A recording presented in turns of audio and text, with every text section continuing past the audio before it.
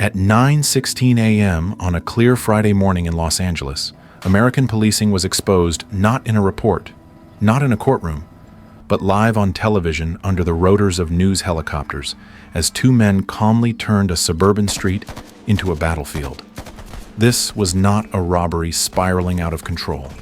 It was a controlled detonation of force executed in broad daylight in front of millions of witnesses who would later struggle to explain what they had just seen. Police officers crouched behind patrol cars that shredded like paper. Rifle fire echoed through parking lots, punched through walls, and skipped across asphalt less than a mile from family homes and shopping centers. For 44 minutes, the most powerful law enforcement agency in America's second-largest city was functionally pinned down by two individuals who had planned armored and armed themselves for something closer to war than crime. There were no demands shouted into the air. No hostages paraded for leverage, no dramatic getaway at first, only sustained gunfire, and an unsettling calm that suggested this outcome had been rehearsed long before the first shot was fired. Viewers at home felt it immediately. This did not fit the story Americans told themselves about safety, authority, or control. The question wasn't whether the police would eventually win. It was why they were losing it all. In that moment, the line between criminal violence and organized combat blurred, and a far more uncomfortable realization set in that the systems designed to protect the public were reacting to a threat that had already evolved past them. This is the story of how that moment came to exist, why it unfolded the way it did, and what it forced an entire nation to confront about power preparation and the cost of learning only after blood has already been spilled. Larry Phillips Jr. and Emil Matasareanu were not born into a single moment of madness. They were shaped slowly and predictably by years of unmet expectations, quiet resentments, and a growing conviction that the world had already decided their place. Larry spent much of his life chasing an image rather than a purpose. He wanted to look successful before he understood what success required.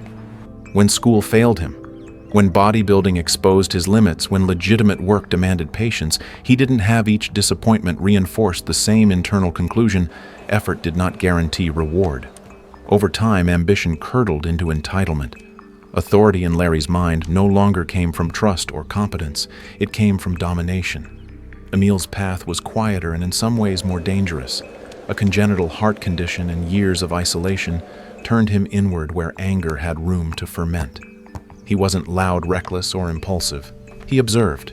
He accumulated grievances. He learned to measure himself against a society he felt had already discarded him. When these two men found each other, what formed between them was not friendship, but validation. Each confirmed the other's darkest assumptions, that the system was hostile, that rules were obstacles, that power belonged only to those willing to take it. Their shared obsession with firearms was not about hobby or sport. It was about certainty. Guns offered clarity where life had given them ambiguity, control where there had been none. Together they built a closed psychological circuit, cutting themselves off from contradiction, moderation, or doubt. Every successful crime, every rehearsal, every acquisition of heavier armor and stronger weapons pushed them further from reality and closer to a point of no return. This wasn't a sudden snap. It was a gradual hardening, a narrowing of identity until violence wasn't just a tool, but the final expression of who they believed themselves to be. By the time North Hollywood entered their plans, the outcome was no longer a question of if, but when. By the early 1990s, Los Angeles had become a laboratory for modern crime, a place where pressure revealed how systems truly behave under strain. Bank robberies were no longer rare shocks. They were routine, fast, and often forgettable. Most were crude, low risk, and paid little, but they were frequent enough to force a response. Legislators tightened laws. Sentences grew harsher. Banks hardened their defenses with cameras, armed guards, die packs, and randomized cash deliveries. On paper, it worked. The numbers dropped. But beneath the statistics, something more dangerous was happening. The system wasn't eliminating crime, it was filtering it. Those who relied on impulse, fear, or luck disappeared. What remained were the outliers, individuals willing to invest months of preparation to avoid decades in prison, criminals who treated violence not as a last resort, but as a calculated requirement. This is where Larry Phillips Jr. and Emil Matasareanu fit perfectly. They did not see escalating security as a deterrent. They saw it as a design challenge. If banks upgraded, they would upgrade faster. If police carried pistols, they would carry rifles. If the risk was life in prison, then overwhelming force became in their minds rational. The economics of crime shifted, and with it, the psychology. Robbery was no longer about speed or stealth. It was about dominance entering with enough firepower to collapse resistance before it could form. Each successful escalation reinforced the belief that preparation equaled invincibility. The more the system tried to contain them, the more it confirmed their worldview that society only respected power when it was impossible to ignore. This was the silent arms race no one was publicly acknowledging at the time, a race between institutions bound by procedure and individuals freed from consequence. And like most arms races, it didn't end with balance, it ended with collision. What separated this operation from everything that came before was not desperation, but discipline. By the time Larry Phillips Jr. and Emil Matasareanu selected their target, they were no longer improvising criminals. They were planners obsessed with eliminating uncertainty. The Bank of America branch in North Hollywood wasn't chosen for convenience or symbolism. It was chosen because it solved problems. Its position near major roads promised rapid movement. The surrounding shopping center offered a human buffer that would slow aggressive police response. The residential streets to the east formed a maze of exits narrow enough to confuse pursuit and wide enough to sustain suppressive fire.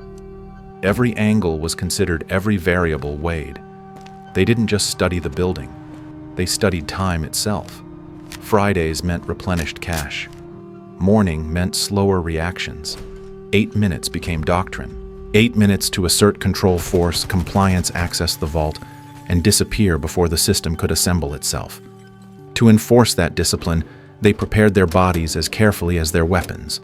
Barbiturates to steady nerves, watches sewn directly into clothing, armor layered with steel plates heavy enough to slow movement, but strong enough to inspire confidence bordering on arrogance.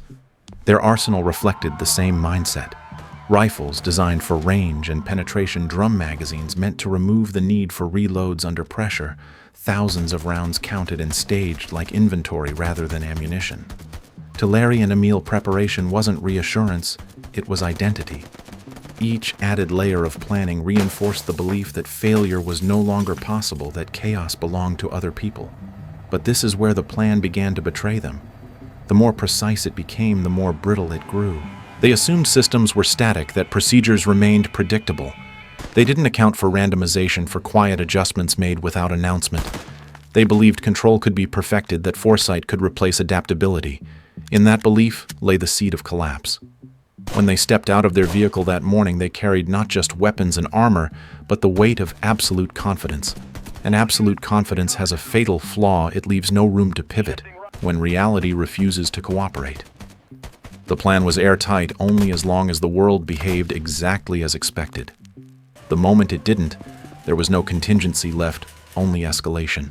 The plan began to unravel almost immediately, not with a dramatic mistake, but with a quiet deviation that carried enormous weight. Inside the bank, the vault they expected did not exist in the form they had rehearsed. Cash was compartmentalized access, slowed keys separated, and the delivery schedule they believed they understood had already been altered. Seconds slipped away, then minutes, and with every passing moment, the invisible machinery of response was already turning outside. When police units began positioning themselves around the building, the operation crossed a threshold from which there was no return. Larry stepped outside and made a decision that redefined everything that followed. He didn't retreat. He didn't negotiate. He raised his rifle and opened fire. In that instant, the robbery ceased to be about money and became an assertion of dominance played out in real time under the eyes of officers who suddenly realized their weapons were inadequate. Patrol cars meant to provide cover disintegrated under rifle fire. Rounds punched through doors, windshields, and walls, shattering the assumption that distance equaled safety. Officers fired back, hitting their target, watching bullets spark and deflect uselessly off body armor. It was a uniquely destabilizing moment, not fear alone, but confusion.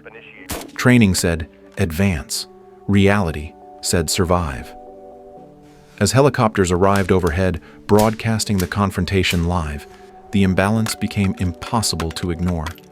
Two men stood exposed in the open, firing hundreds of rounds with methodical calm, while dozens of officers crouched repositioned and waited for an opportunity that never quite came. When Emile joined Larry outside, the volume of fire doubled, and so did the sense that the situation was slipping beyond containment. Civilians were struck, officers were wounded. The street itself became a corridor of ricochets and debris. The original objective collapsed completely when dye packs detonated and money was abandoned without hesitation. From that moment on, this was no longer a crime scene. It was a running battle governed by attrition. Larry continued firing even as he took multiple hits, adrenaline and chemicals, dulling pain and narrowing perception. Emile attempted movement, then withdrawal, then improvisation, each step forcing escalation rather than escape. Weapons malfunctioned. Tires shredded. Ammunition ran low. What unfolded over the next 44 minutes was not a shootout in the cinematic sense, but something more unsettling, a prolonged exposure of imbalance where time stretched, sound flattened, and the entire system strained under a reality it had not prepared for.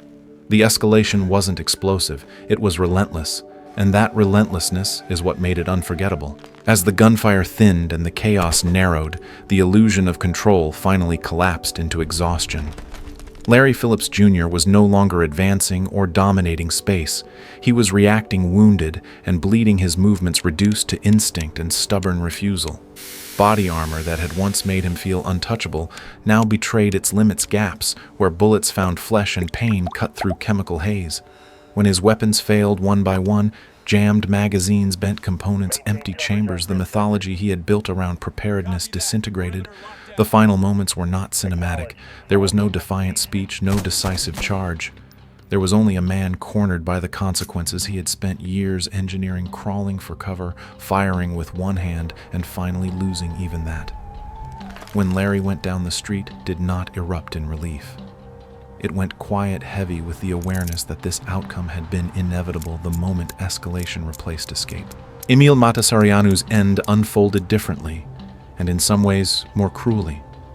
He survived the running battle, wounded repeatedly in the legs as armor gave way to vulnerability. When he could no longer fight, he surrendered, raising his hands in a gesture that came far too late to change the trajectory of the day. Restrained on the asphalt, bleeding internally and externally, Emile was no longer a threat yet.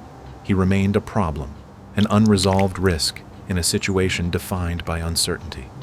Officers held position, protocols overrode urgency, and minutes stretched into something unbearable. Medical aid was delayed while the system ensured there were no more surprises waiting to erupt. During that time, Emile bled out, not in a blaze of violence, but in silence.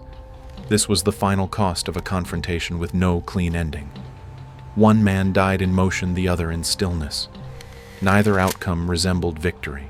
What remained was a street littered with spent casings, wounded bodies, and a collective realization that the margin between control and catastrophe had been far thinner than anyone was prepared to admit. When the smoke cleared and the streets reopened, the most important consequences of North Hollywood had not yet begun. Investigators combed through what remained and uncovered a truth more unsettling than the shootout itself. This was not an isolated eruption, but a preview. Additional weapons, thousands of rounds of ammunition, and improvised explosives pointed toward ambitions that extended beyond a single bank. For law enforcement across the United States, the images broadcast that day could not be dismissed as anomaly or bad luck. They forced an institutional reckoning. Patrol officers had faced rifles with handguns. Standard body armor had proven inadequate. Response doctrines built for short, contained incidents had collapsed under sustained militarized violence. Change followed not because it was philosophically embraced, but because denial was no longer possible. Police departments began issuing patrol rifles, upgrading protective gear, and revising training to acknowledge scenarios once considered unthinkable. The North Hollywood shootout did not single-handedly transform American policing, but it stripped away the illusion that existing systems were sufficient. It became a reference point cited whenever equipment budgets were questioned or tactical shifts resisted. Beyond policy, the event left a quieter legacy, a reminder that institutions evolve only after stress reveals their weaknesses. The lesson was uncomfortable and enduring. Preparation always lags behind reality, and when adaptation is delayed, the cost is paid in blood. North Hollywood forced that lesson into the open where it could no longer be ignored. The North Hollywood shootout wasn't just a crime story. It was a warning about what happens when reality moves faster than the systems built to contain it. Two men didn't overpower a city because they were unstoppable, but because institutions were slow to adapt, slow to imagine the unthinkable, and slow to prepare for a future that had already arrived. Progress in America has often come only after catastrophe exposes the cost of complacency. This story matters not for its violence, but for its lesson. Resilience requires foresight, not reaction. If you believe these stories should be examined deeply, honestly, and without sensationalism, help keep this channel alive. Like the video, share it with someone who values context over headlines, and subscribe for more long-form investigative documentaries that ask the harder questions.